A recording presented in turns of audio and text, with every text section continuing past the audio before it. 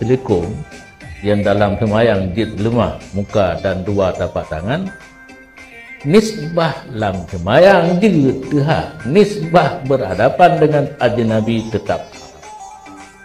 Jangan habis surah, tekankan surah kita. Contoh long, urinang dalam ihram hanjit tuk muka. Menyeeknan tapi yo bebas saja urinang. Padahal hanjit tuk muka min haisu ihram. Min haisu berhadapan dengan ajnabi wajib tuk. Solusi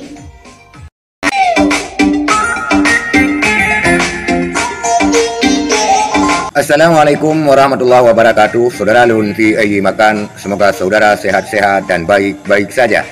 Pada kesempatan ini kita akan ulang kembali, kita akan kaji kembali sebuah mau'izah ataupun pelajaran yang sangat bermanfaat daripada Abu Mudi Samalanga. Abu Mudi Samalanga menjawab statement. Ada pertanyaan, ketika wanita berada di dalam masjid, untuk apa ada satir ataupun tabing? Karena wanita tersebut sudah memakai mukena ataupun dalam bahasa kita memakai silikum. Dan juga wajah wanita ataupun perempuan ketika dalam ihram, bagaimana hukumnya? Apakah harus menutupnya ketika berjumpa dengan laki-laki yang ajnabi, artinya bukan mahram?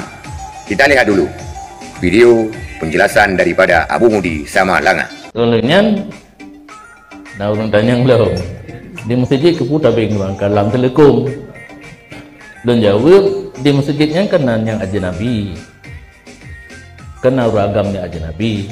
Saat urun inong ke buka pakaian biasa dipakai telekom yang dalam sembahyang jid lemah muka dan dua tapak tangan, nisbah lam sembahyang jid teha, nisbah berhadapan dengan ajnabi tetap. Jangan habis surah, tekankan surah kita. Contoh long, urinang dalam ihram hanjit tuk muka. Menyeeknan tapi yo bebas saja urinang. Padahal hanjit tuk muka min haisu ihram. Min haisu berhadapan dengan ajnabi wajib tuk. Solusi pakailah kaya lah kita, yang pihak nak doa lagi julak kaya ino ba ung punyung kena yang ketuk dengan jalipe yang urinang untuk kita yang kaya nang. Berarti karena ihramnya hari untuk lagi penuh, karena sembahyangnya boleh buka, tetapi menyenang orang ajnabi tetap haram. Maka pakai dabing kurinang karena udah uragam lewat tamang dalam masjid. Oh kalau ada dabing yang di betul kenan anak butuh surah supaya butuh segi ihram haram tu, segi berhadapan dengan ajnabi wajib tu.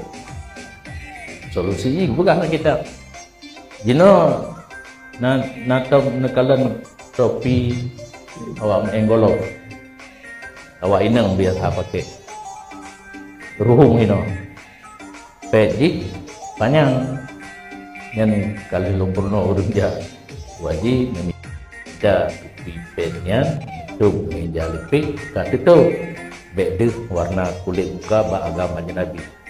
Umrah baru hari menjadi pe tuk muka yang kentuk muka kan tepe hijau muka yang hari pelaperan yang anak tepe itu.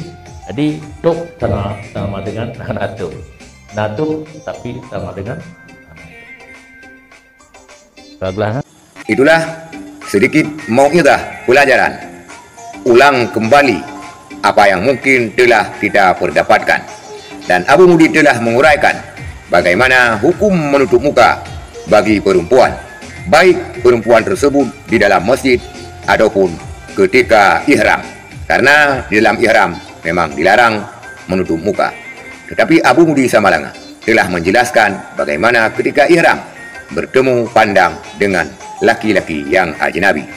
Sekian saudara sekalian, terima kasih. Assalamualaikum warahmatullahi wabarakatuh.